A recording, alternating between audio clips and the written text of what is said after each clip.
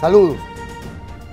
Febrero hemos dicho que es el mes de la patria, por mucho, por los acontecimientos, por el nacimiento de Mella, ¿verdad? De Ramón Matías Mella. Aunque algunos de ustedes dicen que es Matías Ramón Mella, pero él parece que firmaba como Ramón. O sea que vamos a dejarlo ahí, ¿verdad? Claro. Y a propósito, naturalmente, de la independencia nacional proclamada el 27 de febrero de 1844 por los trinitarios inicialmente. Y hemos convocado para celebrar este 175 aniversario de la independencia, y más que para celebrarlo, para analizarlo de tal suerte que podamos ofrecerle a nuestra audiencia pues, una noción amplia sobre aquellos acontecimientos y la repercusión posterior de los mismos. Y para esto hemos solicitado a 3 distinguidos historiadores dominicanos, académicos, que su participación en este panel de la independencia nacional.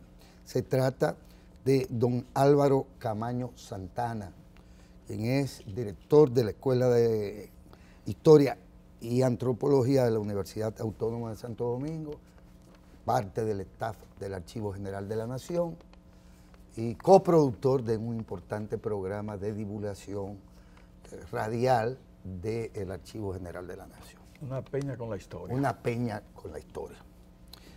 Del profesor e historiador Dante Ortiz, a quien pues hemos tenido siempre como parte de este plantel de Radio Televisión Dominicana.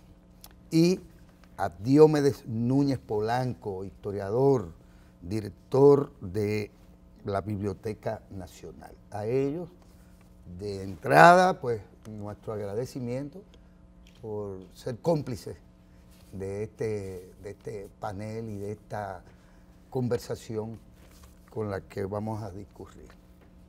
Muchas gracias. Miren, sé que ustedes, además, como profesores, van a contextualizar el tema.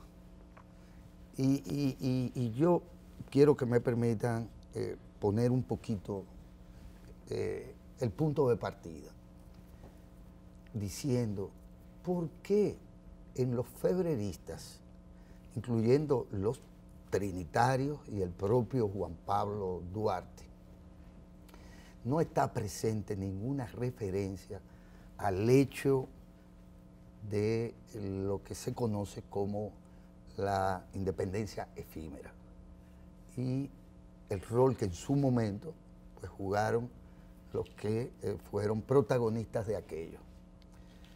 Esto independientemente que los trinitarios son una generación distinta, los acontecimientos del 44 tienen más que nada el origen en la propia invasión haitiana, pero es sin duda la independencia efímera y la participación de Núñez de Cáceres y demás, un hecho que nos coloca también en la historia de cara a los acontecimientos posteriores. Y si ustedes así lo consideran conveniente, pues arranquemos por ahí un tanto. Bueno, es cierto que los febreristas no mencionan mucho la independencia efímera, pero es un hecho concreto e incontrovertible que la independencia efímera se constituyó prácticamente en la primera independencia nuestra. Ahora, ¿en dónde está tal vez el olvido? En que la independencia efímera nace como un estado natimuerto, porque nace bajo el protectorado de la Gran Colombia y la característica de un estado de la soberanía, y ya nacía bajo el protectorado de la Gran Colombia, pero tampoco ese proceso reivindica en ese momento ciertas aspiraciones de ciertos sectores populares, como eran los esclavos que todavía existían, no con la crudeza que pasó en la colonia francesa de Saint-Domingue, porque aquí existía la suave esclavitud patriarcal, pero esclavitud como quiera, y en ese sentido no abolió la esclavitud y mantenía prácticamente la colonia políticamente, económicamente y no así políticamente. Quiere decir que el impacto también no se prolongó porque fue yugulado en menos de 2 meses.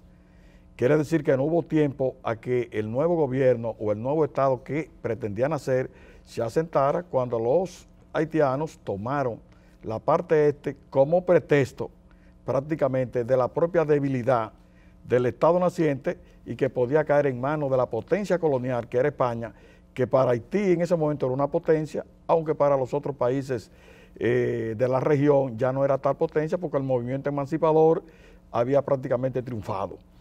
Entonces, ¿por qué no se ha tomado ese referente? ¿Qué pasó ahí que el referente no se toma? ¿Dónde están los documentos que deben avalar ese olvido?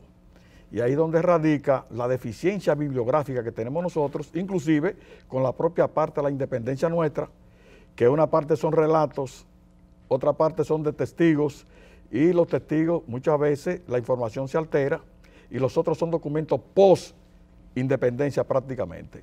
Un documento que no es post-independencia es el manifiesto del 16 de enero de 1843, pero la mayoría de la referencia es posterior luego, y en esa referencia posterior tampoco entra en conjugación lo que fue la independencia efímera.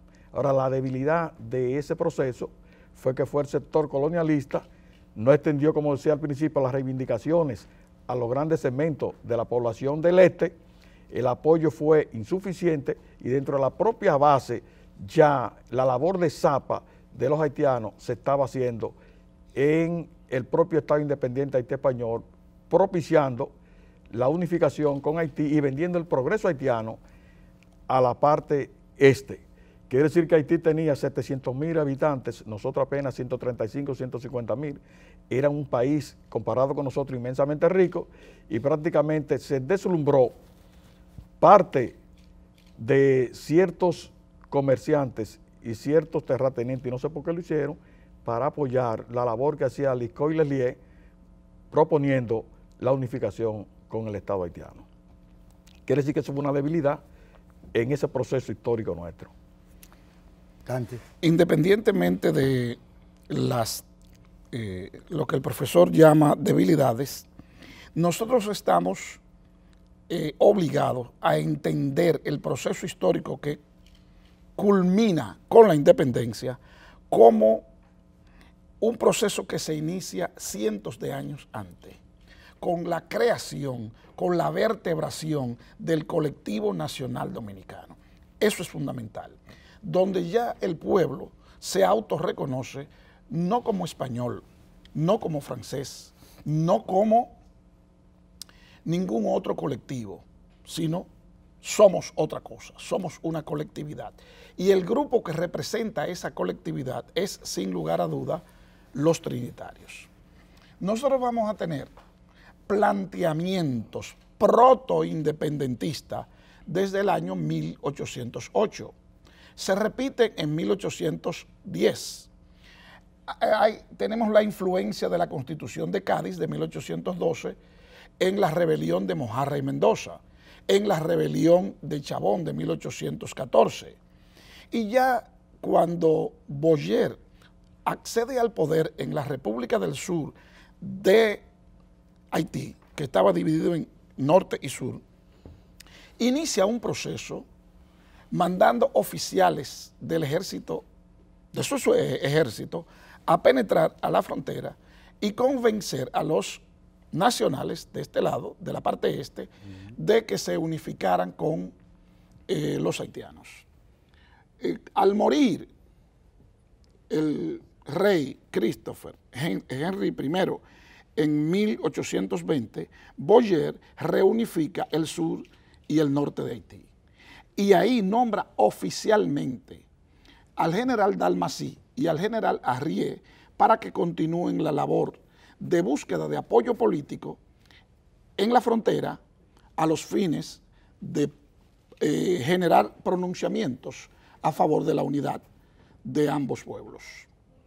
Por lo menos que justificaran su acción militar que se venía fraguando desde el 18. Al proclamarse la independencia efímera, yo quisiera diferenciar que una cosa es la independencia política y otra cosa es la toma de decisiones tendente a la liberación de los esclavos. En toda América del Sur hablamos de procesos independentistas y los procesos de liberación de los esclavos fue a posteriori, salvo en el caso de Cuba, donde Carlos Céspedes libera a los esclavos, los incorpora a la lucha y después se lanza a los eventos políticos por la independencia. En la mayoría de los países latinoamericanos, el planteamiento de la liberación de los esclavos es a posteriori y se sabe que José Núñez de Cáceres tenía un proyecto emancipador. Ahora, los dueños de esclavos fueron los que apoyaron a Núñez de Cáceres. Se le presentaba tremenda contradicción porque no podía liberarle los esclavos, que era el sostén económico de esos grupos oligárquicos, y al mismo tiempo pedirle que participen en un proceso emancipador. Eso hay que entenderlo.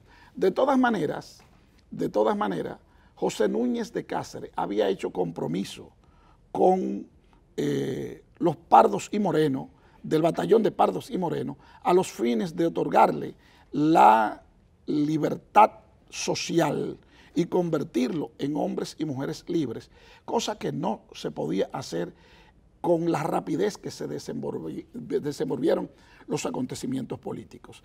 Bueno, es el caso de que 2 meses y una semana después, el 9 de febrero, Boyer ocupa la parte este y ya eso es otra historia. Ahora bien, José Núñez de Cáceres me parece que forma parte de la élite burocrática colonial, lo mismo que la mayoría de los protagonistas de los procesos independentistas en toda Hispanoamérica. Estaban ligados porque hay una contradicción sutil, pero que no deja de ser menester señalarla. En Hispanoamérica, quien designaba los puestos políticos era el rey de España. Y para designarte o comprabas el puesto o tú tenías que haber nacido en España y por tanto se te designaba como peninsular, aún viviendo en América. Los hijos de los españoles nacidos en América se denominaban criollos y no tenían todo el derecho político que tenían los nacidos en España. De manera que hay una contradicción entre los criollos propiamente dicho y los peninsulares. Vamos a ver que los procesos independentistas en toda Hispanoamérica es una contradicción entre indios, entre negros, entre sectores medios o pequeña burguesía y los sectores burocráticos que formaban parte del tren administrativo colonial en crisis. Por tanto, los criollos se avalanchan contra los peninsulares porque hasta ese momento solo tenían derecho a participar como regidores en los ayuntamientos. Por eso las distintas proclamas salen de los ayuntamientos y aíslan a los grupos peninsulares. Eso es una revolución de independencia que no contempla a los sectores populares, no obstante apoyarse en ello para ganar primacía política frente a sus contendores. Ahora bien, la lucha social vendrá después y otro tanto ocurrió en nuestro contexto. Yo pienso que la presencia haitiana, apenas 2 meses y una semana después, amainó esa situación, pero los líderes militares de los batallones de Pardos y Moreno estaban prestos a exigir esa reivindicación de que se le otorgue la emancipación. Pero las circunstancias no lo hicieron posible. Ahora bien, la pregunta inicial en el sentido de por qué no está presente Núñez de Cáceres, primero porque Núñez de Cáceres entró en un aislamiento político.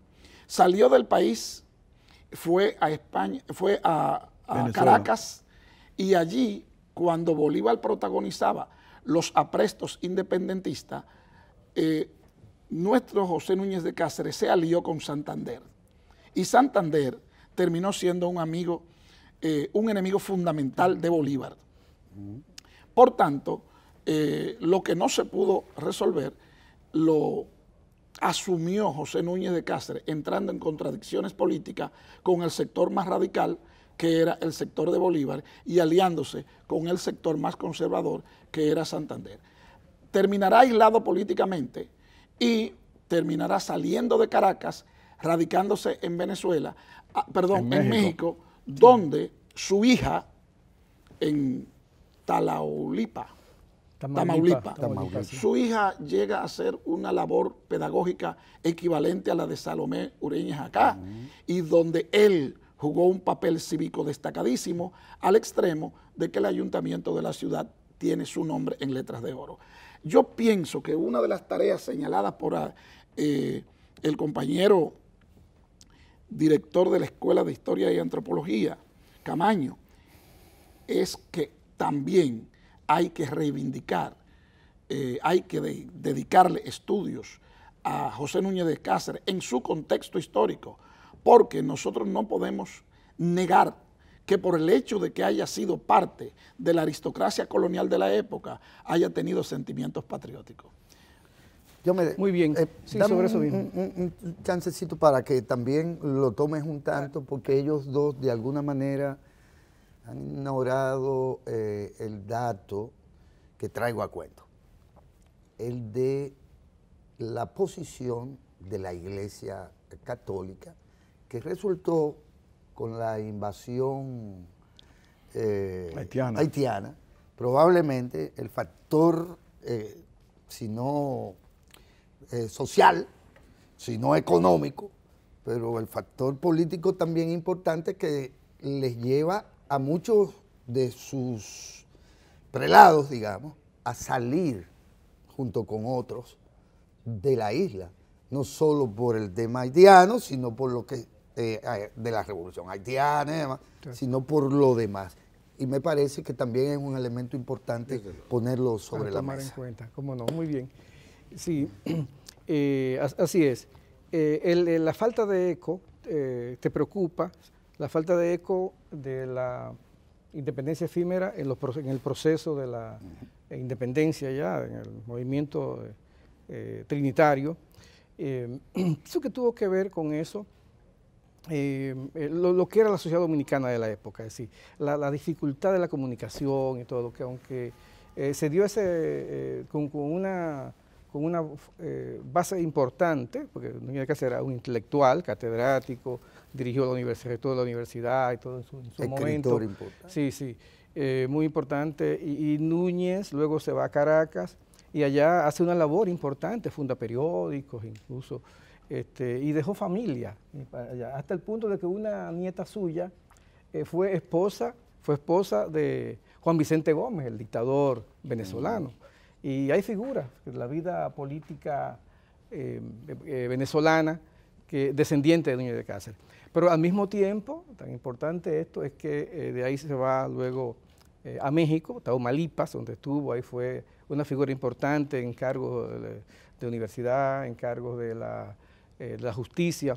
Pero hubo uno de los descendientes de los que le siguieron, el grupo que se fue con él de aquí, Santo Domingo, que llegó a ser presidente de México, Emilio Portes Gil, presidente en el proceso de la Revolución Mexicana, es decir, del 28 al 30 fue presidente de México, y muy importante, incluso tuvo que ver con la universidad, de la Universidad Autónoma de México, la autonomía, la fundación del Partido Revolucionario Mexicano, fue en ese periodo, es decir, es un dominicano de ese grupo, es decir, descendiente de ese grupo de Núñez de Cáceres, que participa en estos procesos, lo cual es muy importante. Pero bueno, ya esa es la...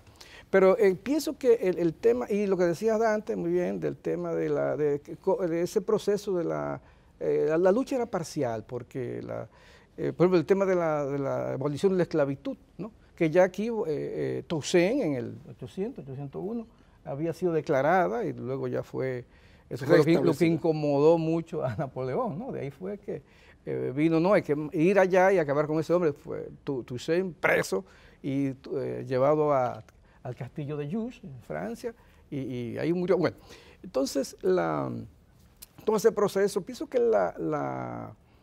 bueno, eso del tema de los esclavos, incluso Brasil, que su independencia fue temprana, muy temprana, ¿no? De Pedro I, fue muy temprana, de 1921-22, y logra la abolición de la esclavitud, no, en 1888, es tardísimo, ¿no? Casi cuando iba a ser, un año después fue destronada, digamos, el imperio de Brasil. Pero creo que el tema de tu preocupación, y creo que es importante, y el poco eco de la independencia efímera en los trinitarios, tenía que ver, creo que, con la época, es decir, la falta de comunicaciones, porque si bien Haití en ese momento era importante, la cantidad de la población, la economía, las exportaciones, hay datos de los barcos que llegaban a Haití en ese momento, es decir, sin embargo nosotros la situación era diferente, ¿sí? Era de pobreza, y por eso esa misma pobreza, esa misma falta de presencia económica, social económica, fue lo que diluyó en alguna medida el proceso independentista, y son los conservadores, Pedro Santana y ese grupo de los ateros, los que asumen, digamos, el poder, hasta bien entrado los años. Entonces, se convirtió en una tradición de que esos antecedentes históricos, como la independencia efímera, no tuvo eso, la falta de periódico o la limitación de la prensa, de la comunicación. Es un país sin puentes, era lleno de caminos, la población pequeña. Pero iba también a ser una tradición, porque incluso en la Guerra de la Restauración, que era restaurar la independencia, ¿no? Ahí mismo la presencia ahí, aunque hubo presencia de trinitarios, como el caso de Mella, ¿no? Y ya Sánchez había luchado y había sido fusilado porque fue lo que luchó contra la anexión a España. Sin embargo, y eran trinitarios, febreristas, digamos, en su pensamiento, los restauradores, pero la misma independencia no tuvo tanta resonancia en términos de lo que fue la guerra restauradora, hasta el punto de que Duarte, cuando llega aquí, en el 64, cuando llegó aquí de Caracas, que vino a presentarse y a ponerse al servicio, Duarte no fue tratado de la mejor manera. Hay una situación, un capítulo de la historia dominicana que hay que ver, no en este momento. Por desconocido, probablemente. Lo que te quiero decir es que muchos desconocidos, así es. Yo pienso que sí, otro sector, incluso los cubanos, en el diario La Marina trataron de crear una fisura y llegaron a molestar, ¿no? A Juan Pablo Duarte y a los procesos de la restauración, querían crear una situación de confusión, de golpeo a Duarte, pero no sé hasta qué punto era más bien, creo, un poco desconocido, ¿no? En alguna medida. Aunque no tan desconocido, porque ahí estaba Mella, que era vicepresidente de la República, ¿no? Y jefe del proceso de las armas. Pero es él que se los presenta cuando viene Duarte a quienes eran, digamos, restauradores. Sí, aunque ya tú sabes, Guillermo, que Mella, cuando llega a Duarte por Montecristi, está en el lecho muy enfermo, en Guayubín, y no se podía. Pero lo que quiero significar es tu preocupación, que los ecos de los procesos no eran tan profundos en esa época. Tendría que ver, pienso que en ese tiempo no teníamos las redes sociales, no teníamos, digamos, la labor de comunicación que hoy tenemos. Creo que el factor de la limitación de las comunicaciones pudo jugar un papel importante en que no hubiera esos ecos. Al igual que ellos han soslayado la posición de la Iglesia Católica terrateniente. Bueno, el asunto es que los haitianos enfrentan el clero y nacionalizan tierras de la iglesia, inmuebles de la iglesia, las cargas feudales como renta, capellanía, todo lo eliminan. Pero no solamente eso, sino que Santana en su primer gobierno va a ratificar todas las medidas tomadas por los gobiernos anteriores a él, que era el gobierno haitiano, y dice que no podía ser revertida cuando la iglesia le pide que le devuelvan los bienes que los haitianos le quitaron, porque estaban gravados por hipotecas complejas que afectaban a terceros.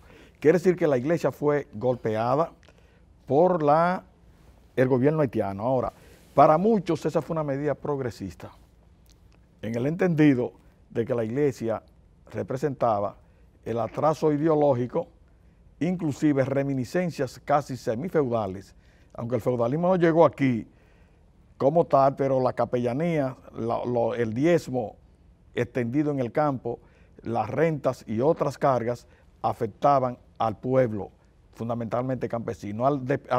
Los haitianos lograr quitar eso, pues muchos se beneficiaron, menos la iglesia. Pero recuerden que la iglesia es un poder ideológico y que muchos de la parte dominicanos tampoco se sentían bien ya con el maltrato a la iglesia.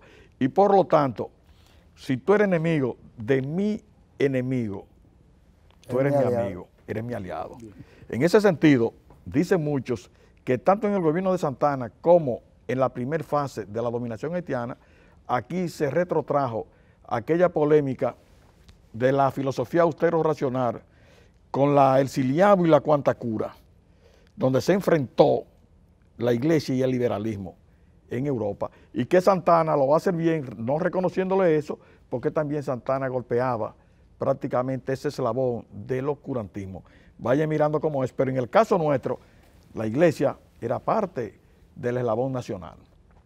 Y la conciencia nacional se venía formando. Ahora, yo vuelvo atrás y digo, ¿por qué no hubo una reacción del pueblo cuando los haitianos llegaron? Porque en 1795 la clase alta, la clase poderosa prácticamente había emigrado y habían salido, y el sector colonialista terrateniente quedó disminuido, y se van a ir recomponiendo con los cortes de madera, y así surgir una pequeña burguesía que más tarde sí va a encarnar lo que era el ideal de la autodeterminación. Y muchos de los terratenientes nuestros, que se le llama atero como clase social, que yo he dicho que el atero no es una clase social, sino que es una actividad económica, pero no una clase social, también no fueron golpeados en principio, tal como era, pero la disparidad de propiedad, la propiedad haitiana, la propiedad dominicana, inmobiliaria, basada nuestra en los terrenos comuneros indivisos, y la de ellos, ya la tierra personalizada desde la reforma de Petión, planteaba el problema de la tierra, iba a hacer que los terratenientes nuestros, en un sentido, entraran en cierta contradicción y se decidieran como sector conservador a apoyar la salida de la dominación haitiana un poquito más tarde, que lo vamos a ver. Bien, yo quisiera retomar esto porque nosotros nunca hemos sido una isla en términos culturales e ideológicos. La Revolución Francesa de 1789 fue esencialmente anticlerical.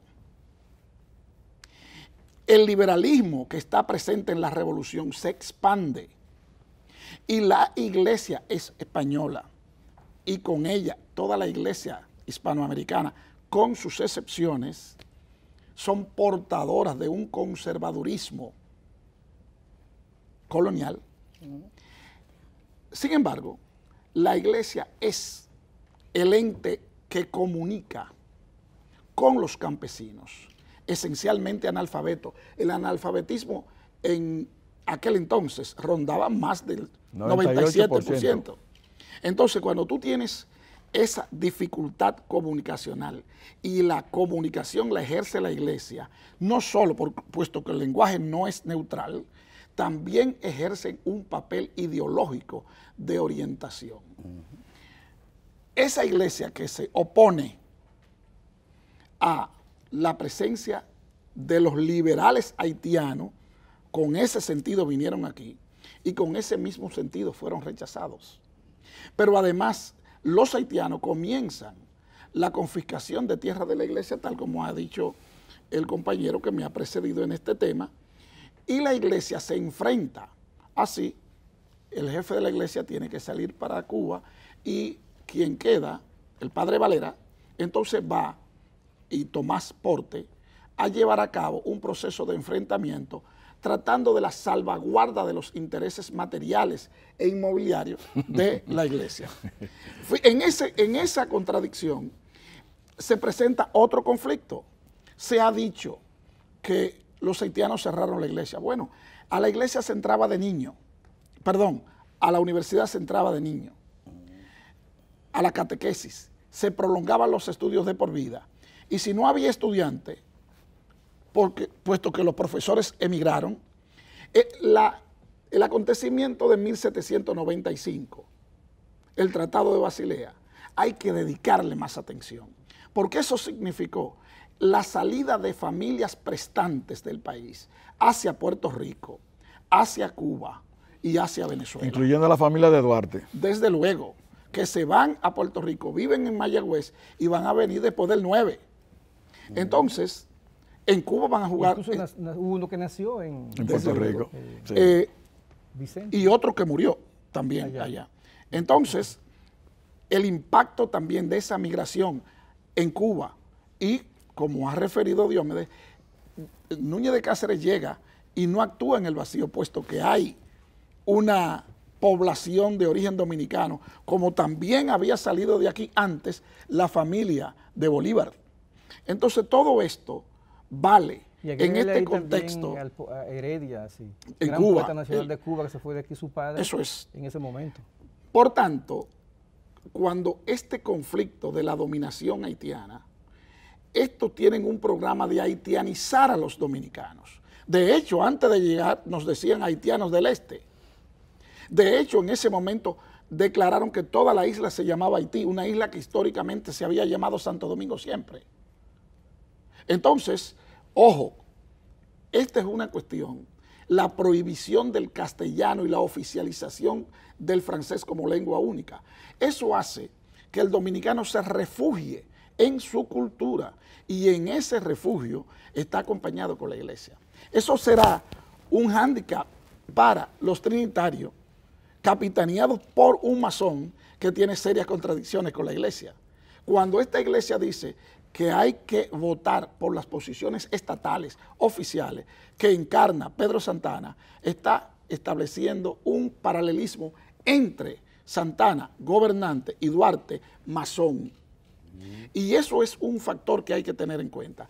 De tal manera que yo quisiera ya entrar el proceso de los antecedentes directos de lo que nos ocupa, porque Duarte fue un hombre formado por haitianos.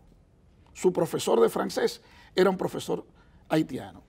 De manera que cuando sale de aquí a los 17 años para Estados Unidos a estudiar inglés, va con el dominio de la lengua que le ha de ser muy útil cuando llegue a Europa. El francés estaba de moda. Entonces, francesa, claro. Inglés y francés en Europa, y abraza el liberalismo y todo lo que implicó. Pero ya en el 32 está aquí, y lo primero que hace Duarte es formar una escuela de cuadro, una escuela política, a donde tienen más de 25 jóvenes. Yo quiero que... Pero también agrégale a eso también, sí, que tú hablabas del inglés, del francés, también la militar. Duarte fue militar, estuvo en el ejército. Pero desde luego. Sí, el ejército, y aprendió ahí las técnicas militares. Claro. Miren, yo quiero que me permitan hacer una brevísima pausa y ya continuamos con lo que tú dices, los antecedentes directos de la independencia. Pero yo no sé, yo creo que en Duarte... Aunque hemos estado, estos son antecedentes. En Cataluña no se hablaba francés ni inglés, se hablaba catalán. Pero Duarte también, pero el catalán está muy próximo al francés. Es que Duarte estuvo en Londres, en Inglaterra, y estuvo también en Francia, en ese proceso. Claro. Creo que ha llegado ciertamente el momento de que ubiquemos ya a Duarte de regreso, constituyendo un núcleo, y que ya en el 1838 pues ya es una figura importante en relación a la resistencia, digamos, aunque se integrara, como bien has dicho, Diomedes, y podemos iniciar por ti, como no solo Duarte, sino los demás, incluyendo Mella y los demás trinitarios que fueron parte de ciertos regimientos, ¿verdad?, a donde por razones tácticas incluso había que acudir a estos. Bueno, el tema de Duarte es el fruto de un contexto internacional y obviamente primero de un contexto nacional, ¿no? Por eso no había posibilidad aquí de formarse, y sus padres tenían comerciantes, lo pudieron enviar a Europa porque estuvo en varios países, especialmente estuvo en España, en Cataluña, pero primero estuvo en Estados Unidos, y aquí fue a Rhode Island, en el barco que se fue, estuvo en Nueva York, y luego fue a Inglaterra, Francia, y finalmente a España, donde tuvo la mayor parte de tiempo, y donde recibió, digamos, la mayor influencia. Aunque la influencia en toda Europa era la Revolución Francesa, ¿sí? La Revolución Francesa estaba imbuida y la pólvora todavía de la Revolución Francesa de 1789 estaba en Europa, porque hubo varias revoluciones. Por eso se llama la Gran Revolución, a la Revolución Francesa del 89, siglo XVIII, porque hubo varios procesos. Estuvo también la de julio del 30, ¿no? La de julio del 30, que fue también muy importante. Incluso es aquella, la de julio del 30, aquel cuadro de la libertad guiando el mundo, ¿no? de ese gran pintor romántico, no recuerdo ahora, pero es una pintura que la gente cree que fue en la primera Revolución Francesa, en la primera, ¿no? Y fue en las barricadas de 1830, en julio, una gran revolución también, que detronó a un rey conservador que vino después, ¿no? Que según se dice no fue en la Bastilla nada. Sí. Y después hubo otra, la del 48, ¿no? Sí. Así, de modo que ese Duarte que quedó influido por todo ese movimiento liberal y revolucionario, romántico de esa época, y ese es el que viene con todas esas ideas liberales, regresa a Santo Domingo, y es ahí cuando él lleva a cabo el magisterio, ¿no? Con la juventud de la época, todo ese proceso, como lo acerca el apoyo de su padre y su familia, importante. En la Tarazana ahí se dieron cátedra de patriotismo en la Tarazana, en el negocio de su padre, en la parte de atrás, ¿no? Y en ese proceso que se crea la Trinitaria, ¿no? En el 38, y entonces iba a tener eso una repercusión, es decir, ese hecho, la visualización, y está incluso en esa declaración que hay, que es bastante completa, la declaración de Duarte fundando la Trinitaria, hermosísima, todo el tema de la Santísima Trinidad, pero habla ahí del Estado, y se habla también ahí hasta del presidente Juan Pablo Duarte, una cosa extraordinaria, ¿no? Y todo eso ya crea el ambiente con los sectores, la juventud de la época, que es lo que iba a desembocar y a crear todo el ambiente en la vida nacional, es decir, del país, sobre todo la capital, que era el lugar que tenía la población más importante, para llevar a cabo lo que fue ya todo el proceso de la proclamación de la independencia. Es un proceso largo, la participación de los reformistas dominicanos, los trinitarios, liberales, ¿no? Junto con los liberales, los reformistas haitianos de la Reforma también, de Charles Gerard, todo ese grupo, la alianza que hubo, la presencia de Mella. Hay toda una etapa ahí muy importante de acontecimientos que tienen que ver con la lucha de la presencia liberal, la organización de ese proceso, la persecución que hubo, cómo hubo que transformarlo eso en la filantrópica, ¿no? Como grupo cultural, como grupo teatral, la dramática.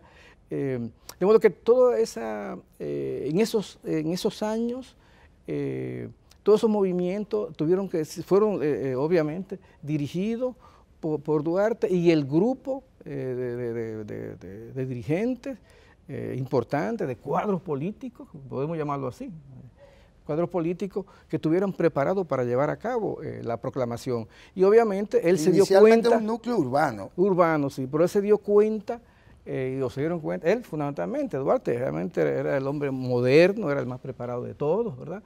De que ellos solos, los trinitarios, los liberales, no podían llevar a cabo el proceso independentista, y por eso que se unen y buscan las alianzas, primeros nacionales con el sector conservador, ¿no?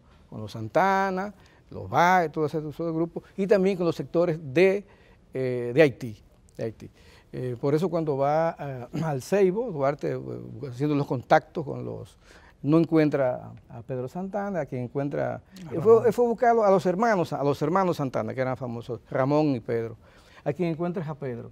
Entonces digo a Ramón, y le explica a Ramón, este es el plan que tenemos, independizar, lograr este proceso, esta lucha, ser independiente, y le pareció muy bien, incluso dicen que impactó mucho Duarte en Ramón, y dijo, de todos modos, Juan Pablo, yo estoy de acuerdo contigo, incluso dice que de ahí siempre admiró a Juan Pablo Duarte, la información que tienen los historiadores, pero yo quiero decir, pero ven después para que tú hables con Pedrito, mi hermano, que es ese que le gusta mandar, incluso hay señalamiento de que poco después murió en el proceso de la independencia, murió Ramón, y mucho se ha planteado, es un tema para investigarlo, Álvaro y Dante, que Ramón tenía una gran simpatía por Juan Pablo Duarte y se cree que murió envenenado, así, de modo que, que hay que investigarlo en su momento, esa situación. Entonces, ese es el panorama, ese es el proceso que se da y que hay, y ahí vienen toda esa lucha y todos esos movimientos que la figura central, Juan Pablo Duarte, con los demás, digamos, yo diría, cuadros políticos que ya se habían formado para llevar a cabo ese proceso. Seguimos en esa dirección, ¿verdad? El proceso de la independencia debe de convocarnos a los investigadores, a los acuciosos de la historia, a los profesores de historia, a los fines de esclarecer cosas en torno a ella. Últimamente se está dando un proceso de cuestionamiento de la figura de Duarte. Yo no tengo inconveniente, siempre y cuando se aporten los elementos probatorios al respecto. Y una de las recusaciones que se hacen contra él es que era racista. Yo quisiera refutar tal afirmación diciendo lo siguiente: el pueblo dominicano se enfrentó y derrotó a lo que se estaba constituyendo en la primera potencia militar moderna, Inglaterra, en la invasión de Penn y Venable, y más tarde impidió que ésta ocupara nuestro territorio. Lo derrotó Toussaint en Haití y lo que quedó se rindieron los franceses frente a ellos en 1808. Nosotros tuvimos una guerra de larga duración, de más de 100 años, resistiendo los embates del imperio colonial francés a los fines de quedarse con todo el territorio y convertirlo en una base operativa militar para expandirse en América. Se pudieron quedar con la parte oeste y de ahí viene la República de Haití. Nos ocuparon en 1802 hasta el 9, en atención a la firma del Tratado de Basilea, dada la crisis institucional y la debilidad económico-militar de España frente a Francia, frente a Holanda, frente a Inglaterra y otras potencias. Pero nosotros mantuvimos incólume nuestra lucha por la independencia, por el autorreconocimiento. Y si nosotros nos reconocíamos no ingleses, no franceses, sin embargo, aquí había una población esclava de algo más de 8.000 dominicanos, a los cuales se le prometió libertad y posibilidad de ascenso social, tal como había ocurrido con la República de Haití tras la liberación y la abolición de la esclavitud. Sin embargo, no olvidemos que esa revolución diezmó el aparato productivo, que si bien Haití tenía superioridad económica y militar frente a nosotros, ya no era ni remotamente la poderosa productora de la época de la colonia al servicio de los intereses de Francia. En ese contexto, igual que hoy, que si se le promete a los dominicanos la nacionalidad de una potencia extranjera a cambio del bienestar económico, harían como los cubanos que se fueron frente a la revolución para Miami, o de los que se han disperso desde Venezuela intentando lograr ese bienestar individual al margen del proyecto nacional independentista, ¿no? Quisiera señalar eso porque durante la dominación haitiana, su comportamiento para aquellos que albergaban algún tipo de esperanza de beneficiarse con ella, fracasaron. Por la crisis económica, por el proyecto de haitianizar la sociedad dominicana y porque definitivamente nosotros tenemos una profunda contradicción, dado que somos dos naciones distintas. Convivimos, y lo habremos de hacer en el futuro, a mí no me cabe la menor duda, pero cada quien en su lugar, cada quien respetando el marco nacional del otro. En ese contexto, Duarte se plantea que si Francia tiene su Estado, Estados Unidos el de él y hasta Haití el de él, ¿por qué nosotros no? Duarte no está adversando al pueblo haitiano.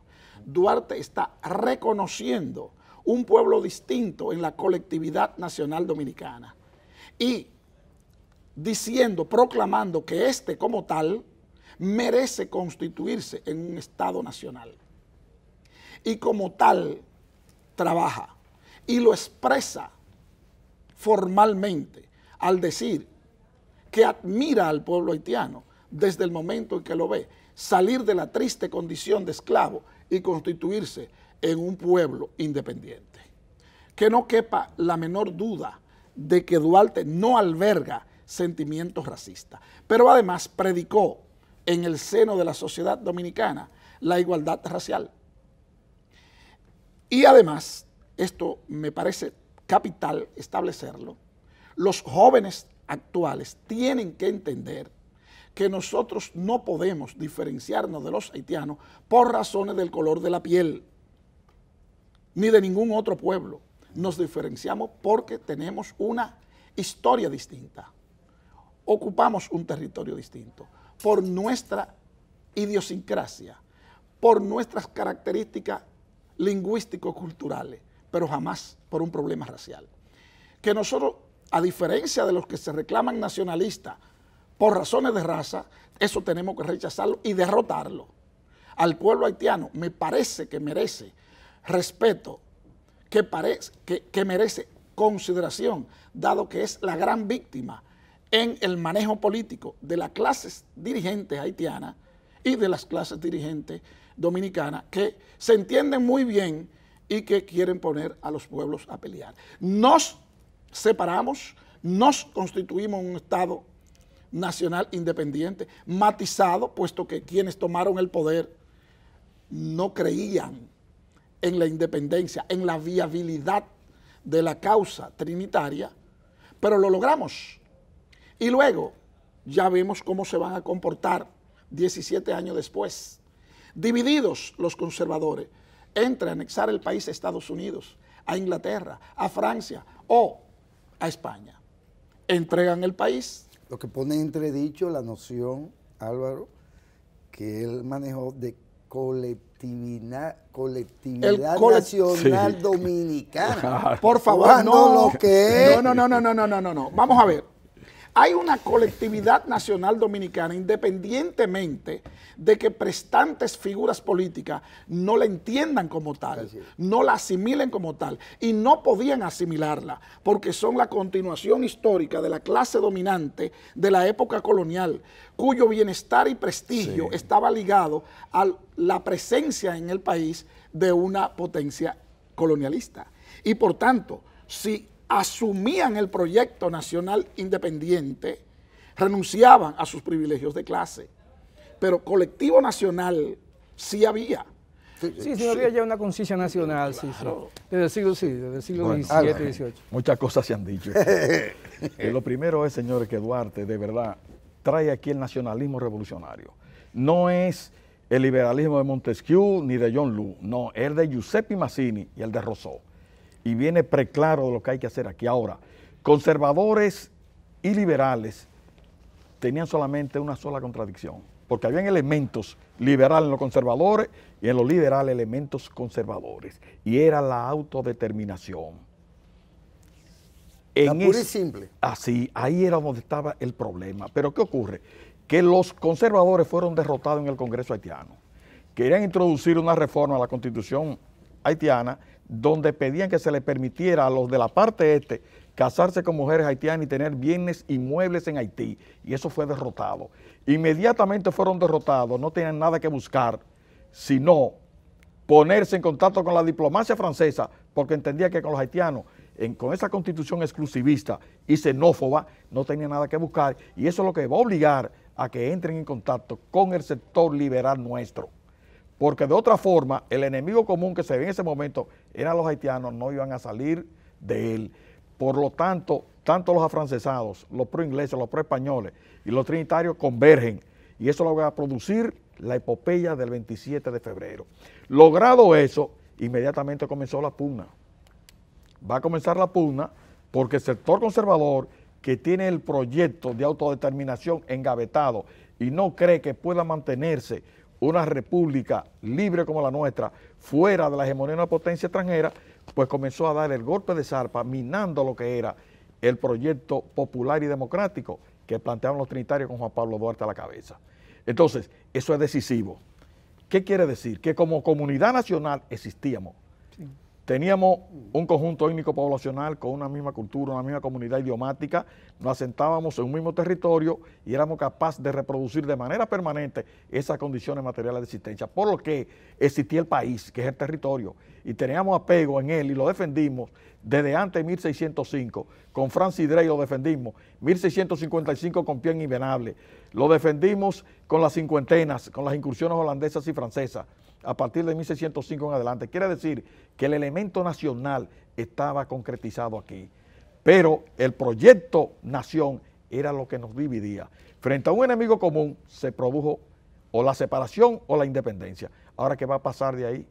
¿Qué va a pasar? Que ese proyecto antinacional siguió cuajando en la Junta Central Gubernativa como primer forma de gobierno que conoció la parte este o la República Dominicana.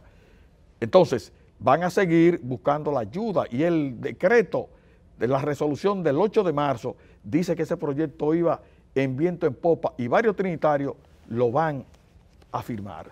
Y era, el plan le va a ser de enajenar parte del territorio nacional, fundamentalmente la Bahía de Samaná, en pro de que los franceses nos ayudaran a enfrentar al enemigo haitiano. ¿Qué va a pasar? El enemigo haitiano no era un problema en ese momento y no lo fue a partir del 19 de marzo.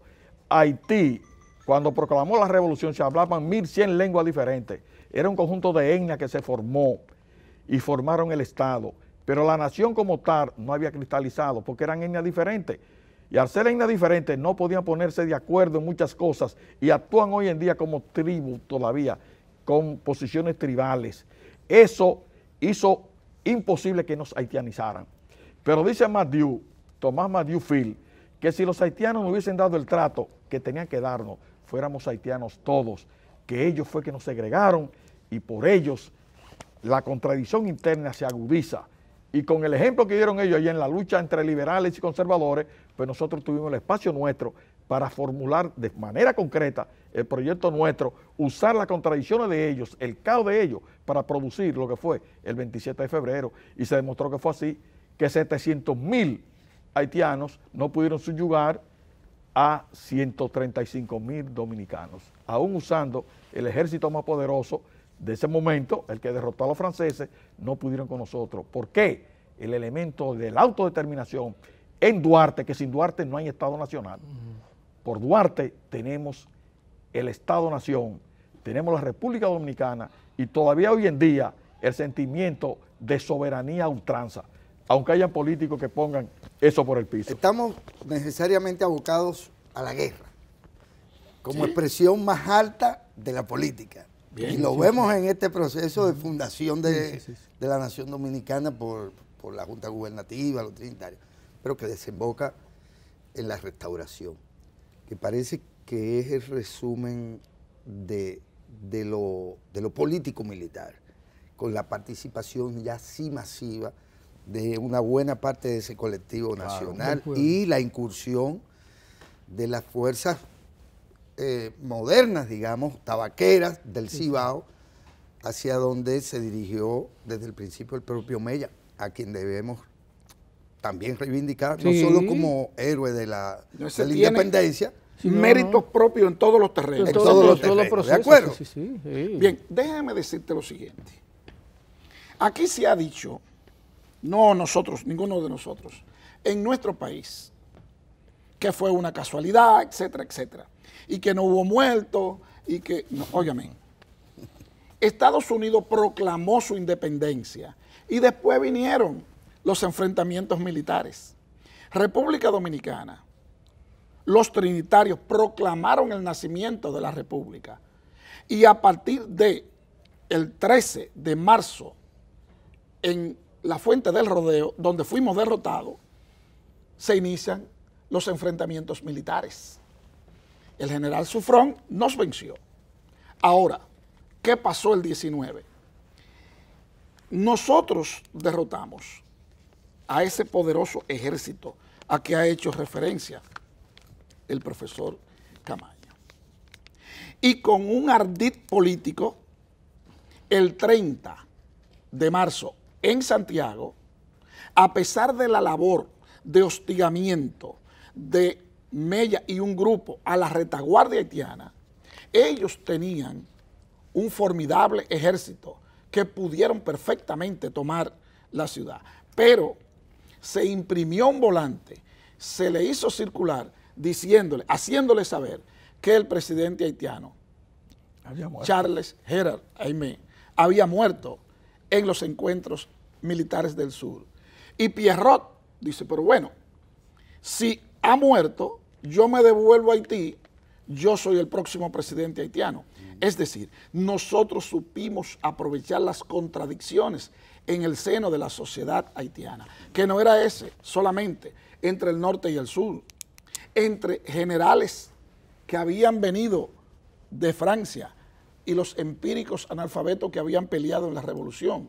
Había todo un amasijo de contradicción, pero además ese pueblo todavía no se había fraguado como un Estado-nación, puesto que la diversidad de lengua, la incomunicación, etcétera, lo tenía impedido.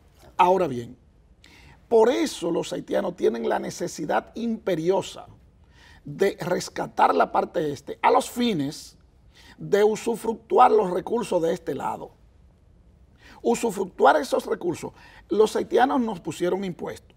Pretendieron que nosotros, al firmar un convenio con Francia, donde Francia les obligó a pagar 150 millones de francos para reconocerle la independencia, para a posteriori dedicarse a comercializar con ellos, querían que el Estado, que el pueblo dominicano pagara la independencia. No bastó que aportásemos más de 1.600 hombres en la lucha junto a Dessalines para derrotar el ejército y que si hubiesen sido inteligentes se hubiesen quedado con el Cibao. Pero cuando allí se formó una comisión que se entrevista con Dessalines, Dessalines le inquiere 1 millón de pesos en donación. Entonces, es la falta de criterio político sistemático, pero es el caso de que las campañas militares dominico-haitianas son la mejor prueba de que consolidamos la independencia. Entramos con el proceso interno de la conducta política de Buenaventura Báez en el poder, la estafa a los tabaqueros y más tarde a los campesinos, la guerra cibaeña del 1857, la revolución tabaquera, el regreso del líder militar en el exilio, Pedro Santana, que apoyado por los liberales, derrota a Báez. Está también el hecho de la matrícula de Segovia, que se habla muy poco de ello. Pero bueno, antes de entregarle el poder a los febreristas, a los de la revolución, a los que hicieron la Constitución de Moca del 58, Pedro Santana opta por la anexión mediante una tratativa política. Protectorado. No, ya más que la anexión formal. La anexión a España. Y ahí se desata la guerra de la regeneración dirigida por Sánchez, que es aplastado y luego se produce. Y vienen los distintos levantamientos militares, también derrotados, hasta que se produce Capotillo propiamente dicho. De manera que la historia nacional es un continuum donde hombres y mujeres del presente le dan la lectura apropiada al legado histórico y aprovechan la coyuntura para replantearlo y profundizarlo. Yo pienso que son dos episodios conectados, pero independientes uno de otro, puesto que las acciones militares de la campaña de Haití para reconquistar la Plaza Dominicana demostró que estaban interesados en nuestros recursos y demostró la capacidad de respuesta del pueblo dominicano y sobre todo la certeza de la dirección política y militar de esos enfrentamientos. Sí, y todo ese proceso de la independencia, ahí iba a surgir lo que iba a ser una constante en la historia dominicana, la lucha de los liberales, trinitarios, restauradores, ese pensamiento liberal que se expresó también en la revolución de Moca, de Santiago, los tabaqueros del 57, encabezado por ellos, ¿no?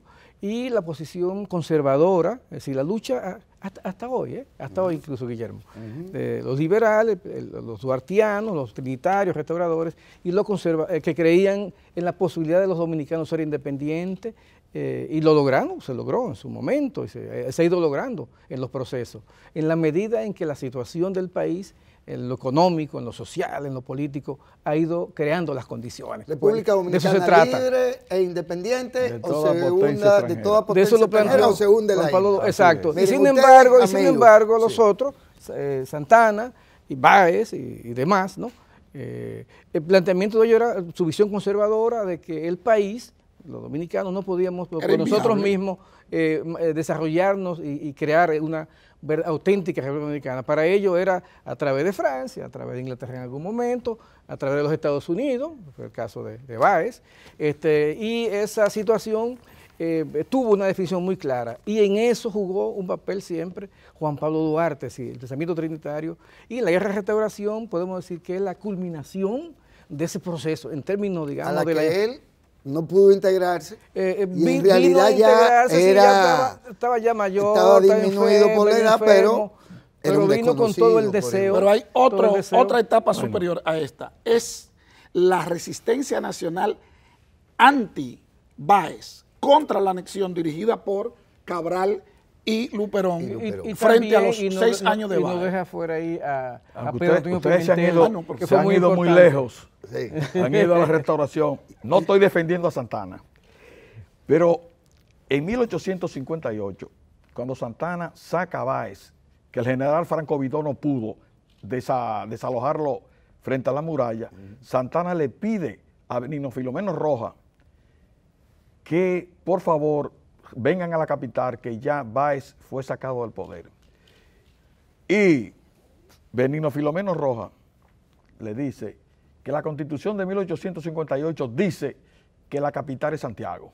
La burguesía capitaleña le dice a Santana, si aceptamos que sea la capital Santiago, las tierras y los puertos de Santo Domingo perdieron vigencia. Y ahí es donde Santana se declara en rebeldía y marcha al Cibao en contra de Desiderio Valverde y su gobierno. Miren, si ustedes están de acuerdo, llegamos al final de este programa, que para mí es un primer capítulo. Quedan igualmente convocados a otro encuentro, que bien debería ser entonces el continuum hacia propiamente la guerra restauradora, en toda su magnificencia y lo que significó ya como tapa al pomo, sí, con respecto a la fragua del pueblo. Como lo que fue una revolución restauradora, exactamente. Fue profundamente popular. Esta radio televisión dominicana les queda particularmente agradecidos por que hayan decidido, aceptado celebrar este 175 aniversario de la independencia nacional con nosotros, y de cara a mostrar los rasgos propios de nuestra independencia y de nuestro pueblo, el pueblo heroico, puesto que lo demostró y lo ha seguido demostrando cada vez que ha tenido que defender su soberanía. Muchas gracias en nombre de la Dirección General de este canal y de todos nosotros. Y bueno, quedamos convocados para otra jornada de esta naturaleza. Muchas gracias. Gracias a ustedes.